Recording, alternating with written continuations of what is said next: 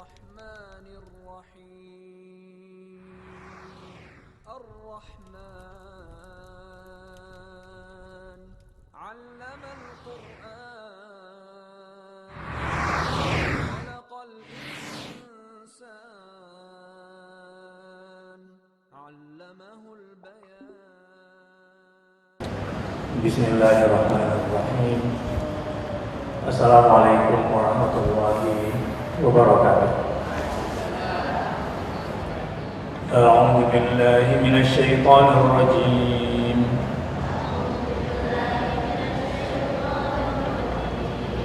Lan tanalul birra hatta tunfiqu mimma tuhibbun wa ma tunfiqu min syai'in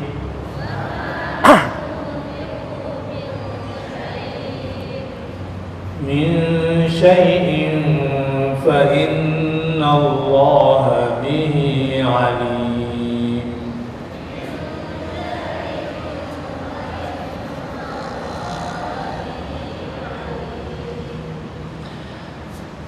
Kamu sekali-kali tidak sampai kepada kebaikan yang sempurna. Mudah-mudahan Bapak Ibu semua yang ada di sini adalah orang-orang baik yang sedang mencapai perjalanan menuju kebaikan yang sempurna. Saya pikir ini sebuah visi orang baik. Ya, kalau baik itu jangan biasa-biasa saja. Saya kepada diri saya sendiri sering kali kadang-kadang suka lalai lalu mengingatkan diri sendiri. Dan ini juga bagus untuk diingatkan kepada anak-anak kita semua agar tidak gagal fokus dalam menjalani hidup. Apa itu agar kita tidak gagal fokus dalam menjalani hidup? Kita semua ini pengen masuk surga kan? Tapi seringkali kata surga ini tergantikan oleh dunia.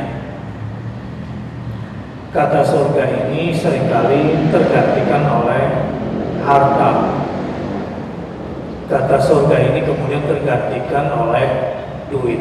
Lebih spesifiknya begitu. Jadi yang hidup bukan cari surga, tapi cari duit dalam hidupnya. Begitu juga kata-kata birrun di sini. Lan tanalul birra. Kamu sekali-kali tidak sampai kepada kebaikan yang sempurna. Al-birru. Al-birru husnul khuluq. Kata Nabi SAW, kebaikan itu adalah berakhlak mulia.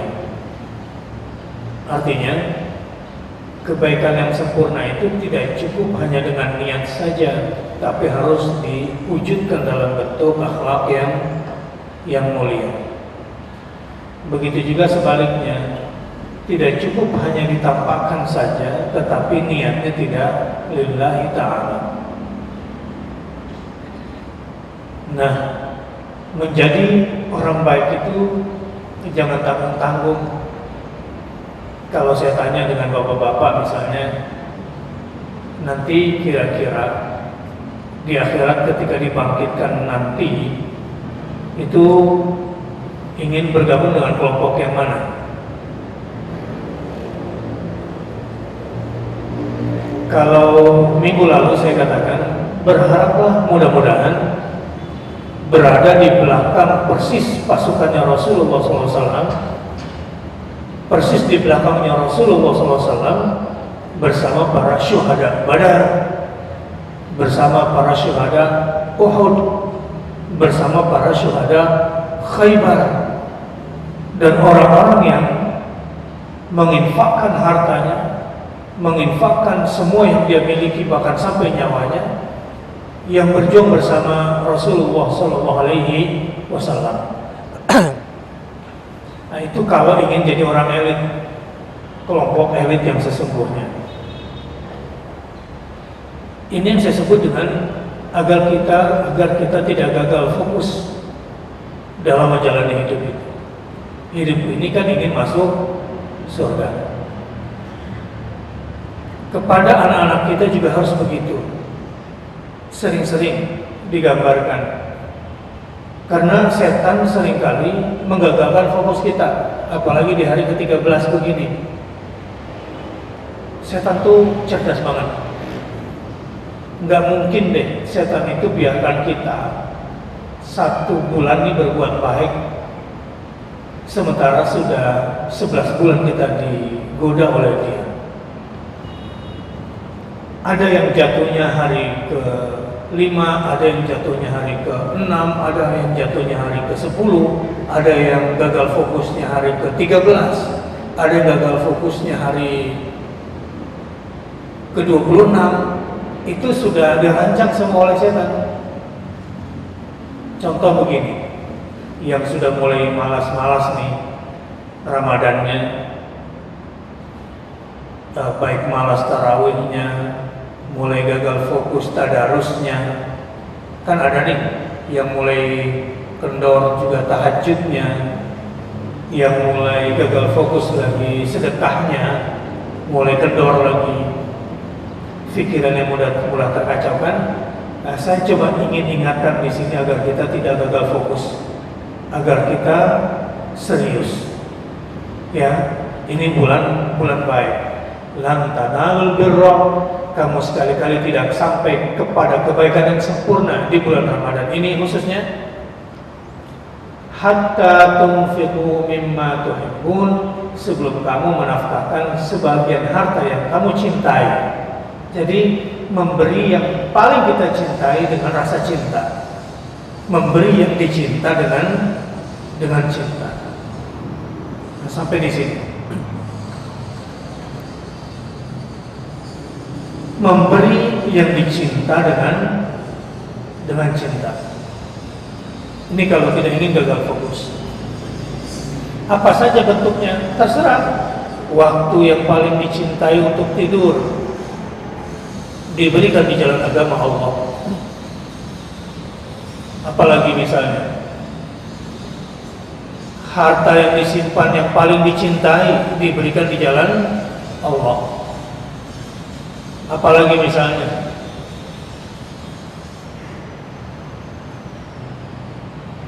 apa saja bentuk kebaikan, baik dalam bentuk barang maupun dalam bentuk jasa, baik dalam bentuk materi maupun dalam bentuk perasaan, ilmu pengetahuan, memaafkan, itu semua hal-hal yang bersifat immaterial. Ini bulan di mana orang-orang yang ingin melakukan lompatan-lompatan besar, ingin menjadi orang yang sempurna dalam berbuat kebaikan, sedang mendapatkan kesempatan yang besar. Tapi iblis memang hebat. Ada nggak yang mulai-mulai kendor sekarang? Ya, yang mulai-mulai kendor, saya ingatkan, iblis itu sudah bikin tumpukan. Kira-kira nih, ya, iman kita itu sudah diukur oleh iblis. Sudah diukur. Ini orang ini kira-kira nih. Iblis sudah buat semua statistiknya. Ya, SWOT-nya udah diukur sama si iblis nih. Kita ini udah diketahui. Kan iblis akan liburan 1 bulan. Biasanya kalau ada pejabat mau liburan 1 bulan, kira-kira pendelegasian pekerjaan sudah dilakukan atau belum? Iya. Iblis itu lebih detail pekerjaannya dari berbagai segi. Nah, dia tahu iman si fulan dan si fulana ini, kalau si fulan ini kayaknya hari ke-7 deh tewas. Ya, kalau si fulana ini kayaknya hari ke-13 nih jatuhnya. Jadi kalau hari pertama udah iblis nggak main deh di situ. Dia tahu ini orang lagi baik-baiknya, susah digodain, semua pasti ke masjid. Ya, nanti sudah hari ke-5, nah iblis sudah lihat tuh, soft masjid sudah mulai berganti soft, dari soft menjadi sok lewat lagi. Nah, nanti di tumpukan-tumpukan tertentu barulah iblis kemudian memasang chipnya di sinilah. Ya, disinilah kemudian iblis tahu kadar keimanan kita, kadar semangat kita itu diukur. Nah, sayangnya setan itu tidak hanya dari kalangan jin saja, tapi juga dari kalangan manusia. Ada orang-orang yang memang tidak konsen dengan Al-Quran, tidak fokus karena gagal fokus ibadahnya di bulan Ramadan. Ini udah mulai muncul lagi nih riak-riaknya nih. Semangat Ramadannya pasca 10 hari pertama mulai muncul nih aslinya. Nah, mungkin sudah baca ada di WhatsApp beredar teori garpu tala. Garpu tala itu ada besi seperti garpu, logam, ya. Ada garpu lagi, logam. Kalau yang ini dipukul ting, yang satunya ikut bergetar ting gitu ya. Kenapa? Karena dia satu frekuensi. Kalau ditambah garpu tala satu lagi, maka ting ting ting gitu ya. Kalau tambah satu lagi, suaranya makin banyak kan? Makin banyak. Begitulah getaran kebaikan, tapi begitu juga getaran keburukan. Makanya semakin ke belakang bulan Ramadan ini kalau bisa berpisah deh dengan kelompok-kelompok yang nggak penting, arisan-arisan yang nggak penting, teman-teman yang nggak penting, geng-geng yang nggak penting. Udah malam masuk ke masjid, kalau perlu iktikaf sekalian supaya kita berkumpul dengan sekumpulan orang yang punya getaran-getaran kebaikan di dalam dirinya sehingga kita saling menggetarkan satu sama lain. Ini memang sangat berpengaruh. Ketika anak saya kemarin pulang agak larut malam dari mana? Buka puasa sama teman-teman di mana? Teman-teman SMU. Panjang nih urusannya. Kalau udah kayak begini, akhirnya waktu sahur saya briefing. Ya, teori garpu tala tadi. Teori garpu tala tadi itu saya briefing. Supaya anak-anak kita ini nyambung bahwa ketika kita berkumpul yang tujuannya hahaha, nanti ketemu lagi yang getaran-getaran hitam itu satu sama lain saling menggetarkan, runtuh itu.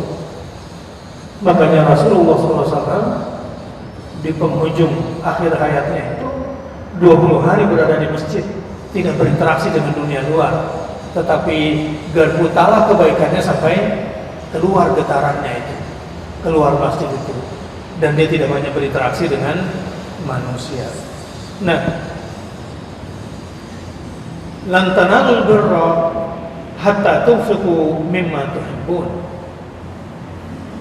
Kamu sekali-kali tidak sampai kepada kebaikan yang sempurna sebelum kamu menafkahkan sebagian harta yang paling kamu cintai. Orang-orang top, orang-orang elit yang sesungguhnya, saya berharap jamaah di sini orang-orang yang ingin sempurna dalam kebaikannya dan orang-orang yang ingin tinggi juga surganya. Saya tuh suka iri. Kok bisa ya para sahabat itu berinfak dengan sepertiga aset? Seperti Utsman bin Affan. Tapi semakin diinfakkan, kok semakin banyak. Yang lebih tinggi lagi Umar, separuh aset.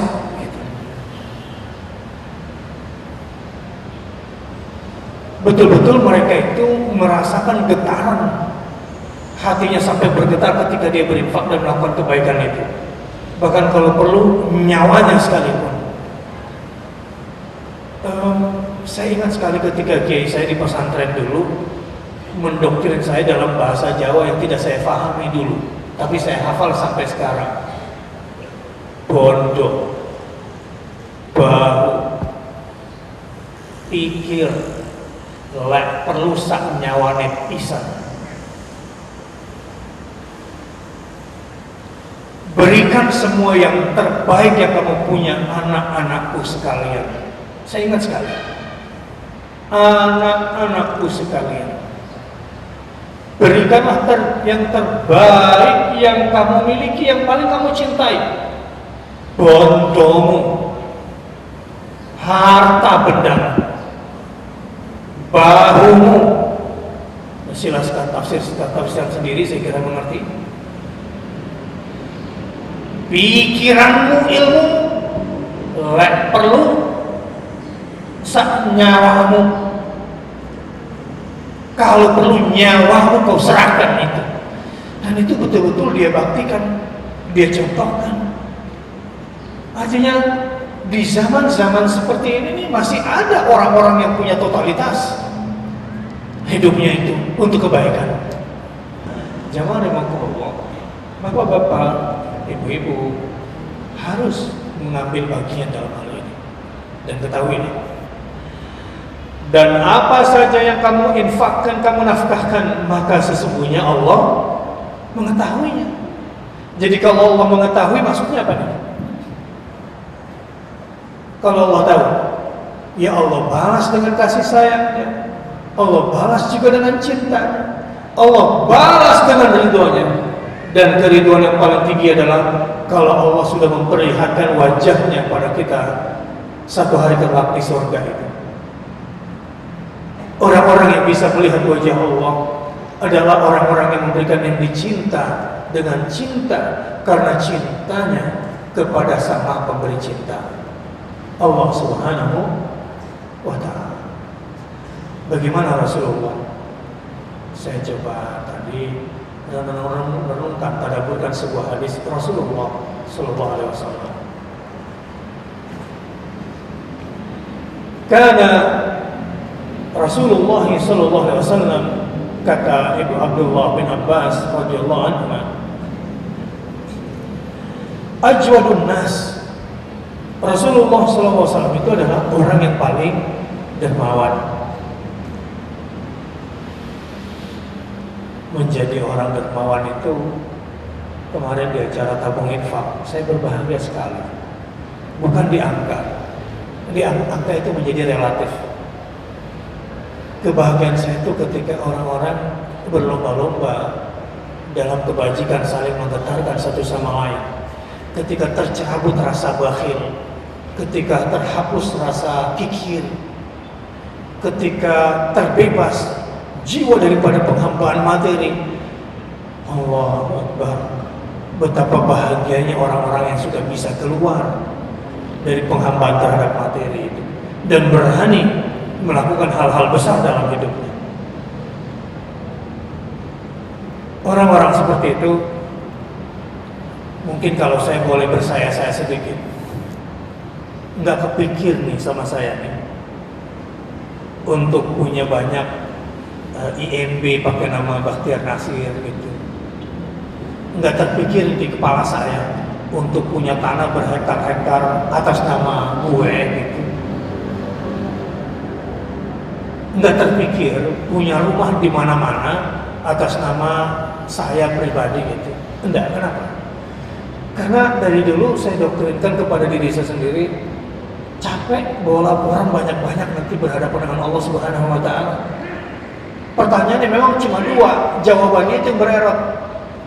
Dari mana kamu dapatkan? Kemana kamu belanjakan? Itu mengerikan. Orang-orang munafik yang sekarang berada di dalam kuburnya, itu semua sedang menjerit teriak. Apa kata mereka sekarang yang teriak di dalam kuburan itu? Keluarkan kami agar kami bisa menginfakkan, mensedekahkan harta kami, dan agar kami bisa beramal saleh. Semua menjerit minta keluar. Keluar untuk ngapain? Cuma untuk melakukan dua hal. Fa as-saddaqa wa akun minas salihin. Cuma untuk dua, Tuhan. Ini bocoran dari alam kubur. Dan ini pasti akan banyak yang menyesal. yang iman bil ghaibnya kurang pada kesempatan ini, itu akan menyesal nantinya. Padahal inti berislam adalah mengimani yang gaib. Tuhan, keluarkan kami dari kubur. Malaikat bantu kami untuk bisa keluar dari kubur kami. Mau ngapain? Fa'asaddaqu wa akum minas salihin.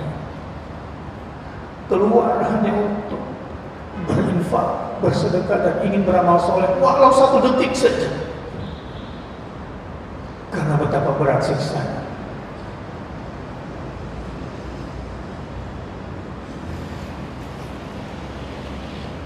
Orang-orang yang beriman kepada Allah,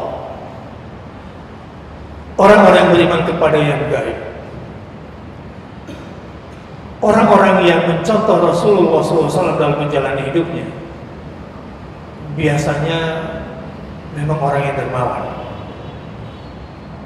Bulan Ramadan kayak gini nih, dia traktir buka puasa orang-orang yang kadang-kadang dia benci.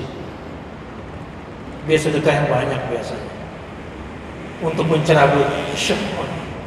Dia maafkan semua orang-orang yang hendak memutuskan silaturahim dengan dia. Dia tidak akan pejamkan mata sebelum beristighfar sambil mengingat dosa-dosanya. Kalau perlu sudah ngantuk banget, dia duduk untuk bertasbih sebanyak-banyaknya. Utamanya di malam hari, di bulan suci Ramadan seperti ini. Dia bersihkan pikirannya, dia bersihkan jiwanya.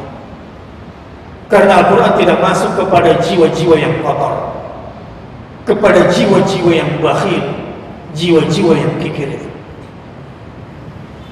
Coba perhatikan Rasulullah SAW. Ajwadun nas, orang yang paling dermawan. Wa kana ajwadu ma yakunu fi Ramadhan hina yalqahu Jibril. Wa kana yalqahu fi kulli lailatin min Ramadhan fayudarisuhu al-Qur'ana. Fali Rasulillah sallallahu alaihi wasallam ajwadu bil khairi min ar-rihil mursalah. Coba lihat bagaimana kebaikan Rasulullah dan puncak kesempurnaan orang baiknya Rasulullah SAW ketika menjadi orang baik. Rasulullah adalah manusia paling dermawan. Kedermawanannya kian memuncak di bulan Ramadan, utamanya ketika dijumpai oleh Jibril di malam hari. Perjumpaannya pada setiap malam-malam bulan Ramadan untuk membacakan Al-Quran. Kebaikan Rasulullah pada saat itu lebih kencang daripada angin yang menghembus.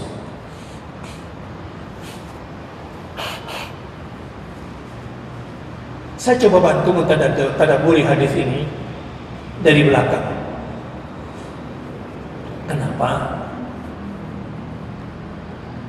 Kenapa kok kebaikan digambarkannya dengan angin yang menghembus? Beberapa ulama menafsirkan seperti ini. Saya buka ya tadabbur hadisnya, kenapa kok digambarkannya seperti angin yang menghembus.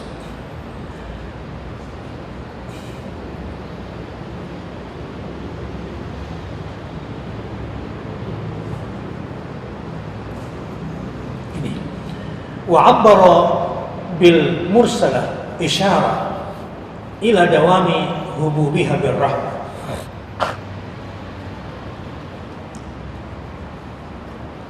Digambarkan kenapa dalam bentuk angin yang hembus, karena angin itu memang tidak pernah berhenti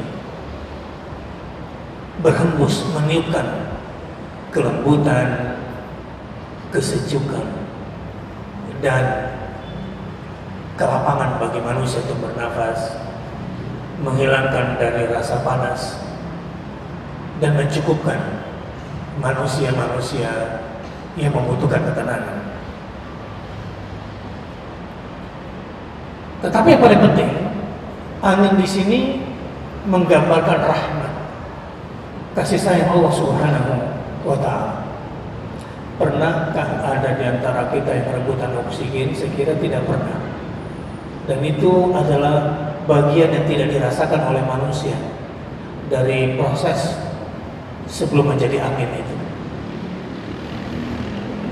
Jadi angin bukanlah sebuah proses berpindahnya oksigen dari ruang yang padat ke ruang yang berongga, bukan sekedar itu. Ar-Rahmah di sini. Wa ila umumin nafa' bijudihi kama ta'ummur rihul mursalah jami' ma tamhubbu alaihi. Angin yang digambarkan tentang kebaikan Rasulullah SAW di sini berlaku umum.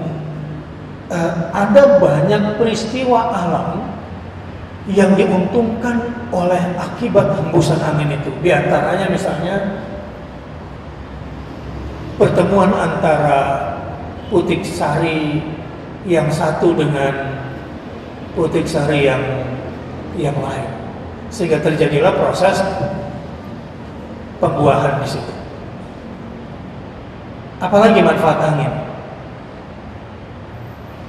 secara alamiah,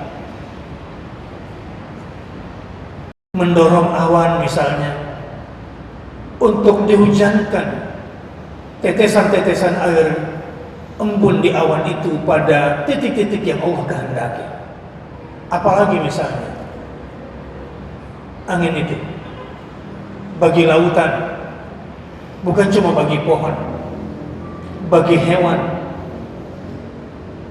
Artinya bahwa lan tanalul birra hatta tunfiqu mimma tuhibbun.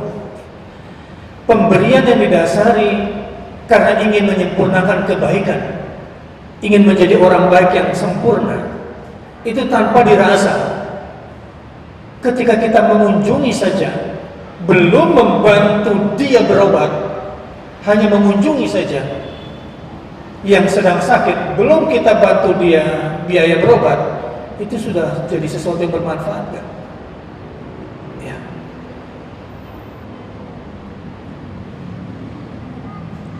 Artinya adalah bahwa di sini dikemukakan dalam bentuk angin karena keumuman manfaat daripada angin itu. Tentu yang dimaksud bukanlah angin ribut, angin topan, tornado, dan itu tentunya adalah bencana. Nah, Rasulullah SAW digambarkan di sini, kama anna ar-rihal mursalah allati amaraha Allah wa arsalaha fahiya 'asifatun sari'ah. Angin ini bergeraknya cepat. Dan itu semua terjadi karena izin dan perintahnya Allah Subhanahu wa taala. Wa ma'a dzalika فالرسول عليه الصلاة والسلام أسرع بالخير في رمضان من هذه الريح المرسلة. Rasulullah SAW dalam berbuat baiknya di bulan Ramadan ini lebih cepat daripada angin yang menghembus. Ini terus terang maknanya dalam sekali. Jiwa-jiwa yang baik pada hari ini, kalau ada seruan kebaikan, dia tidak akan menunda, dia akan bersegera. Jiwa-jiwa yang sudah baik dari jamaah pada hari ini, kalau ada sesuatu manfaat yang bisa diberikan, dia tidak akan menunda, maka dia akan melakukannya dengan yang terbaik. Untuk itu, berbuat baiklah, sebarkanlah kebaikan, dan ajak orang lain untuk berbuat baik. Jadilah bagian daripada pusat suara garpu ta'ala, atau menjadi penyampai getaran garpu ta'ala kebaikan yang lain. Di antaranya adalah berupa kedermawanan di bulan suci Ramadan ini. Hadis Nabi ini juga menggambarkan tentang al-hathu 'alal judi fi kulli waqtin wa khasatin fi hadzal syahr mubarak, syahrul Ramadan. Harusnya berbuat baik itu di setiap bulan, di setiap waktu, di setiap saat. Tetapi di bulan suci Ramadan harus lebih baik lagi. Harus lebih baik lagi. Dan harus lebih baik lagi. Kalau perlu, prioritaskan kepentingan orang lain, walau kita sendiri sangat membutuhkannya. Ya, saya juga tegur istri saya. tua kamu tuh sudah sepuh. Kamu tuh harus kasih buka puasa tuh tiap hari. Kemarin dia masaknya banyak supaya bisa cukup untuk 3 hari. Memang dasar males ya. Makanan tuh kalau yang paling bagus tuh yang fresh, yang harian itu lebih. Kalau udah diangetin, orang tua dikasih lagi yang diangetin, lagi yang diangetin, lagi yang diangetin, lagi. Itu nggak baik buat orang tua. Rebusin labu yang kecil-kecil, rebusin wortel, ya, rebusin apa lagi? Dipisah-pisahin gitu makanan yang sehat. Tiap hari. Ini buat yang masih punya orang tua yang sepuh. Yang sudah sepuh yang gak dikirimin, balik ngirimin anaknya aja Bu kalau gitu. Gak usah menuntut. Ya, kirimin. Kalau perlu sama jus buahnya sekalian. Jangan cuma dikasih buahnya. Sudah diisiin tuh termos jusnya. Jangan untuk yang 4 hari, harian kalau perlu. Kalau bisa dijangkau, kalau nggak bisa di kampung gimana Ustaz? Ya transfer lagi, itu aja yang perlu diajarin. Atau kirimin dananya tuh ke adik yang dekat dengan orang tua, yang dekat orang tua di kampung. Suruh dia ya urusin, nggak usah seuzon, nanti dia makan Ustaz. Ya ampun, sama kakak sama adik masih aja begitu. Kalau perlu untuk kakak yang menjengkelkan, untuk adik yang menjengkelkan di bulan Ramadan kayak gini nih, bikin dia capek jengkel. Karena kebaikan-kebaikan kita yang nggak pernah berhenti. Ziarah kubur bermanfaat nggak? Bermanfaat. Digambarkan dalam hadis yang hasan. Orang hidup ketika berziarah kubur keluarganya yang sudah meninggal dunia, lalu mendoakan kebaikan, itu arwahnya itu duduk di sampingnya, mengetahui itu dan berbahagia dengan kunjungan keluarganya itu. Tapi nggak harus munggahan, nggak harus lebaranan, nggak harus. Itu nanti malah jadi campur-campur mistik lagi. Berziarah kubur bagus, tapi jangan jadi tukang rumput. Biar tukang rumput kasih tukang rumput, tukang doa kasih sedekah. Yang doa kita sendiri. Bahasa apapun Allah akan faham dengan doa-doa kita. Itu sahih. Ziarah kubur bagus. Dan orang-orang yang berbuat baik digambarkan dalam hadis Nabi SAW, yang keturunannya itu baik, nanti almarhum dan almarhumah arwahnya itu pada saat tertentu diberikan kesempatan untuk bisa melihat keluarga yang sedang beramal saleh. Karenanya jangan malas mendoakan orang-orang yang sudah meninggal. Kalau perlu sebut namanya nggak apa-apa. Ini yang tukang membidah-bidahkan ini karena belum baca hadisnya dulu. Abu Darda itu kalau berdoa sampai 70 nama disebut satu persatu. Itu Abu Darda. 70 nama itu disebut satu persatu. Kenapa? Karena kebaikan jiwanya. Ada kebaikan pada jiwa. Kadang saya berhenti, mobil saya berhenti di tempat pemakaman ibu saya sebentar atau bapak saya sebentar ketika melintasi hendak menuju satu tempat. Atau kadang-kadang sengaja parkir. Kalau macet alhamdulillah jadi sambil merayap. Lewat situ. Rabbik firli wal walidayya warhamhuma kama rabbayani shaghira. Bahkan saya malu berdoa Rabbana hab lana min azwajina. Kalau saya tidak berdoa Rabbik firli wal walidayya warhamhuma kama rabbayani shaghira. Bahkan kadang saya sempurnakan dengan Rabbi auzi'ni an ashkura ni'mataka allati an'amta alayya wa ala walidayya wa an a'mala salihan tarda wa aslihni fi dhurriyyati kana ana inni tubtu ilaik wa inni minal muslimin itu bagus sekali untuk melembutkan hati.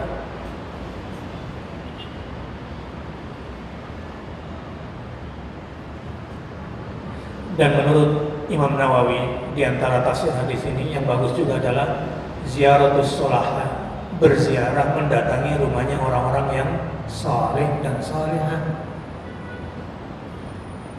wa ahlil khair, dan orang-orang yang banyak berbuat baik. Wa tikraru dzalika idza kana al-mazuru la yakrahu. Kalau perlu berulang-ulang, asal yang kita ziarahi bukanlah orang-orang yang dibenci oleh Allah dan Rasulnya. Nah, ini menurut Imam Nawawi di antara maksud daripada hadis ini. Sedangkan menurut Ibnu Hajar Al-Asqalani rahimahullah, wa fihi isyaratun ila anna ibtida' nuzul al-Qur'an kana fi syahr Ramadan.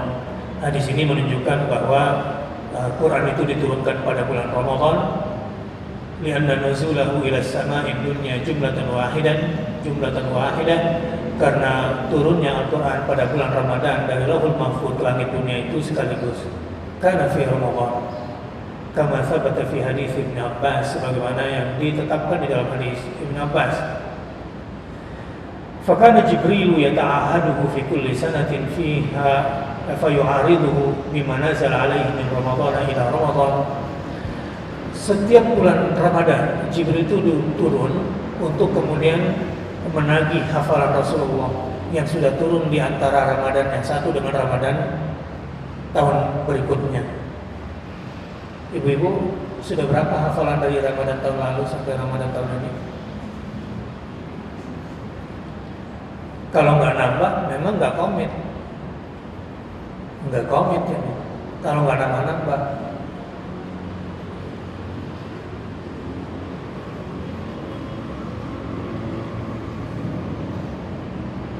Makanya nonton acara hafiz Quran di habis zuhur biar malu dikit sama anak-anak kecil. Kalau nggak tahu malu lagi, sudah gimana lagi ya, karena malu itu bagian dari rasa iman sih ya. Al-haya'u syu'batun min syu'abil iman. Rasa malu itu bagian dari rasa iman. Jadi kalau udah nonton acara hafiz Quran kemudian nggak malu juga gitu, saya mau nanya nih, saya mau yang nggak malu, mau masuk surga apa enggak sih? Mau level berapa surganya? Mau lantai berapa? Ukuran surga itu levelnya, lantainya itu adalah seberapa banyak Quran yang kamu punya, yang kamu baca dengan benar, yang kamu hafal, yang kamu kerjakan. Ini yang bagi orang-orang yang sampai dari Ramadan ke Ramadan gak nambah-nambah hafalannya. Ngapain aja sih? Apa itu isi kepalanya itu? Kenapa itu bisa terjadi? La yata'ahad bil Quran. Yang lebih kasihan lagi itu anaknya. Kok bisa ya jadi orang tua meneng-meneng baik, anaknya gak nambah. Susah Ustaz, anak saya begini-gini. Gak boleh putus asa. Gak boleh putus asa. Kita harus banyak cara. Kita harus punya cara-cara kreatif. Bagaimana caranya? Ketika anak-anak saya mulai malas-malas, saya ajak, ayo kumpulin anak-anak sekampung kita ini. Kita cerita. Saya cuma kasih cerita. Kumpul anak-anak. Gak puas dikasih cerita 1 jam. Kalau udah habis itu, ya saya bilang udah waktunya isyraq, waktu kita sholat 2 rakaat. Senang sekali ngelihat masjid itu diramein sama anak-anak sholat isyraq di musim liburan yang banyak anak-anaknya pada tidur sampai siang, nggak tahu ngapain itu. Mana emaknya itu anak? Di musim liburan ini anak yang tidur habis subuh sampai siang, nanti dari asar maunya tidur lagi bawaannya. Karena tidurnya sudah membawa tidur. Ada tidur yang membawa bangun, ada tidur yang membawa tidur. Ini buat ibu-ibu muda terutamanya. Yang liburan seperti ini, dibiarin anaknya tidur panjang, percaya deh. Dari subuh tidur sampai zuhur, lemesnya sampai asar. Habis asar belum mandi dia. Disuruh ngaji masih buntak otaknya sampai maghrib, cuma makan aja pikirannya. Ini orang tua gagal memanfaatkan momentum Ramadan. Itu anak-anak usai sholat subuh langsung bergairah, apalagi sejak kecil sudah belajar enggak keluar dari masjid 1 jam sholat sunnah isyraq di masjid. Jarang-jarang anak dapat pahala umroh tiap hari. Dan saya jabat agar mendoakan kedua orang ibu bapaknya. Sayangnya jauh di Duren Sawit. Yang dekat rumah saya boleh bawa ke situ. Saya memang isi setiap kalimat saya pun contoh-contoh kasus saya pilihkan. Bahkan lagu-lagu ngaji Quran pun sudah saya pilihkan. Ya gimana ya? Yang ngajarin orang tua, gurunya guru ngaji, ngajarin buat anak-anak. Ini anak-anak yang saya ajar ini sebetulnya lagi dapat ekstrak-ekstraknya banget itu. Ekstrak semangat saya, ekstrak. Bahkan saya janjikan yang rajin ngaji akan dapat surprise dari Abi, dari guru ngajinya. Apa itu? Hadiah lebaran pokoknya. Harusnya kan anak-anaknya kasih hadiah sama gurunya. Sudah demi Allah dari awal Ramadan udah mikir, ini nanti tasnya aku isiin apa ya gitu kira-kira. Udah dapat ini satu, apa lagi ya kira-kira. Ini satu. Tapi dengan demikian anak saya sendiri jadi kesuntik, jadi terbawa. Artinya begini, ketika kita berbuat baik untuk orang lain dan selalu ingin memberikan yang terbaik lagi untuk anak orang lain, anak kita sendiri menjadi lebih baik. Ini ada program pesantren pasutri, temanya bagus banget. Bebaskan keluarga dari neraka. Saya bilang, tolong kasih saya kursi yang banyak, saya mau lebih banyak pola konseling nanti kepada yang hadir di situ secara tauhid. Dengan waktu yang sangat terbatas yang saya miliki, tapi saya ingin berbagi. Ya setiap kita tentu punya masalah, tapi tidak setiap kita mampu mengurai masalah. Ya, ada yang masalahnya itu sudah beku. Yang namanya masalah itu kalau sudah beku kan di unfreezing dulu, unfreeze, diurai dulu. Ya, setelah diurai kemudian moving, dipindahkan puzzle-nya seperti apa, di positioning. Sudah bagus posisinya, langsung freezing, gitu. Kunci. Nah, ini kan nggak setiap orang mampu mengurai itu, karena itulah nanti di program pesantren pasutri, tapi memang hotel bintang 5. Kita lagi coba Ramadan tahun ini pesantren, kesannya di bintang 5 langsung di Hotel Sahid. Ya kalau nggak malu sih datang aja gratis. Tapi masa mau ikut makan susah kan? Orang kita masuk hotel aja bayar. Tetapi sengaja saya buat di Hotel bintang 5 ini, kalau mau daftar cepetan. Ya, masih terbuka saya kira di bawah itu. Sebetulnya hal-hal sederhana, tetapi itu akan berdampak besar bagi kehidupan kita. Nah, jemaah Allah, ini bulan Ramadan. Mari sempurnakan kebajikan. Sempurnakan kebajikan. Lan tanalul birra hatta tunfiqu mimma tuhibbun. Kemarin sudah terlaksana anak-anak yatim di Menara Sukovindo 1436. Dapat tas anak-anaknya, dapat sepatu, dapat macam-macam.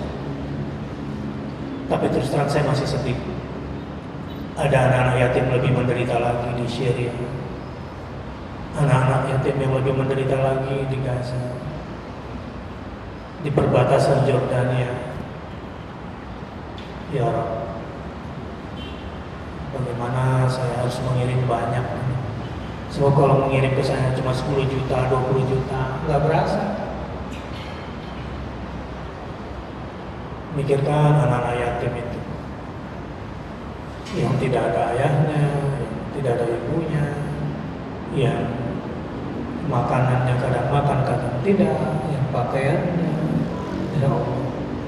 Padahal ini bulan baik, bulan penuh kebajikan. Di mana hati kita ini rasanya? Betapa bekunya hati kita ini kalau kita hanya pikirkan diri sendiri dan keluarga saja. Padahal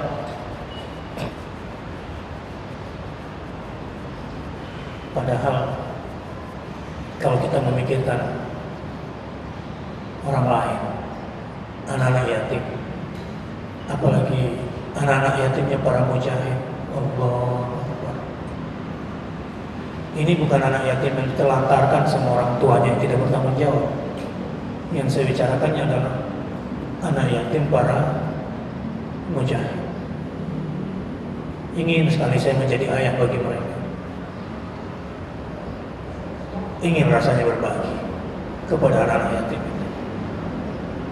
Ibu-ibu yang menjadi orang tua tunggal tentu tahu bagaimana perasaan seorang anak yang tidak punya ayah, atau ayah yang tunggal tahu bagaimana perasaan anak yang tidak punya ibu. Tetapi ketika kita berani berbagi, menyayangi demi menyempurnakan kebajikan kita di jalan Allah Subhanahu wa taala, maka ini bulan di mana kelipatan kebaikan akan dilipat gandakan oleh Allah Subhanahu wa taala. Selain ibadah kita terutama Al-Qur'an, saya juga berpikir ini bulan kalau saya tidak manfaatkan sebaik-baiknya, kapan lagi? Belum tentu saya bisa berjumpa dengan Ramadan tahun depan. Membayangkan kalau sudah masuk ke dalam kubur, kita nih yang hanya menghabiskan harta sebagian besar untuk kepentingan pribadi, tahu nggak apa akibatnya? Yang bersedekahnya sedikit-sedikit, menghabiskan hartanya hanya untuk kepentingan pribadi. Nih, lihat ayatnya. A'udzu billahi minasyaitonir rajim. Sama-sama. Yauma yuhma 'alaiha fi nari jahannam fatukwa biha jibahuhum wa junubuhum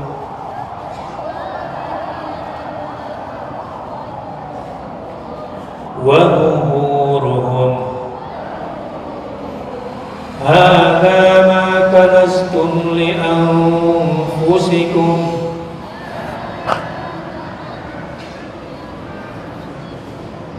fadhuqu ma kuntum taknizun.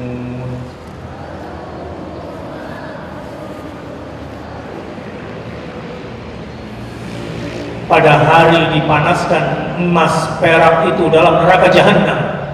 Ini emas yang kita simpan, perhiasan yang kita cintai, digambarkan di ayat ini akan dicairkan di neraka jahanam, berubah fungsinya, lalu dibakar dengannya dahi mereka. Cairan emas perak itu lalu diguyurin ke jidatnya. Kenapa di jidatnya? Karena cara berpikir pelitnya itu, cara pikir kapitalis materialismenya itu yang diguyur kepalanya itu. Karena kebodohannya itu, ilmu apa yang masuk selama ini di kepalanya itu. Yang kedua, lalu dibakar lambung mereka, lambung di mana luasnya lebih luas dari seluruh persawahan.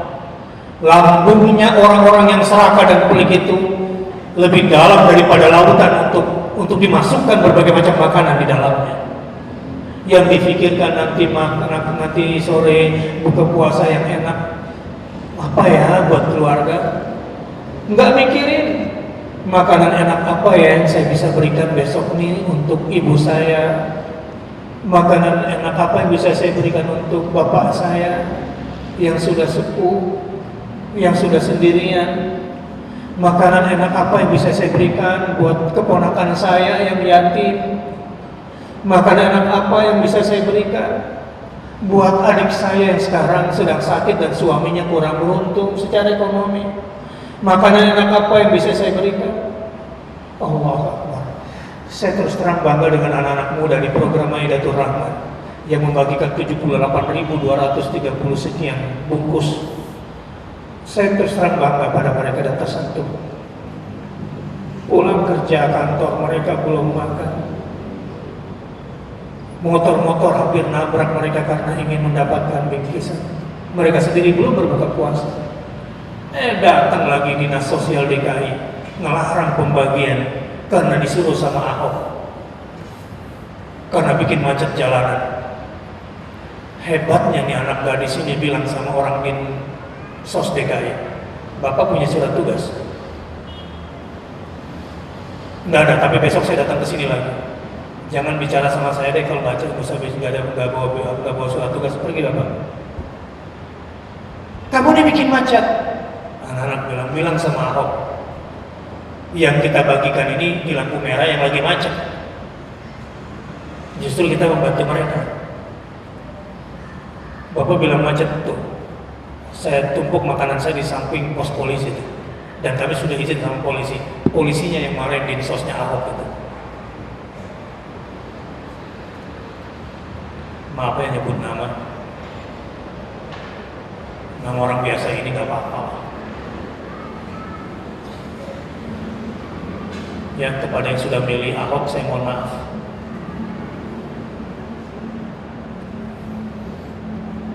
Akibat pilihan Anda lah kemudian kita ini jadi begini gitu. Saya sebetulnya nggak milih dia Ustaz, tapi kan satu paket lu yang milih, nggak bisa dipisah-pisahin. Jadi kayak gini repotnya nih. Ini baru yang kecil-kecil, belum yang gede-gede berurusan dengan agama kita ini. Kemarin ada sebuah lembaga Quran minta saya resmikan acara mereka Nuzulul Quran, bikin program Jakarta Mengaji, diresmikan di kantor gubernur. Saya bilang sama siapa, kalau wakil gubernur boleh lah, sama gubernur langsung Pak nggak mau gue. Hina program Quran diresmikan oleh non muslim. Saya bilang ini bukan soal tidak menghargai kepala daerah, ini persoalan Al-Quran bro. Gila lu ngajak ke program kayak begitu.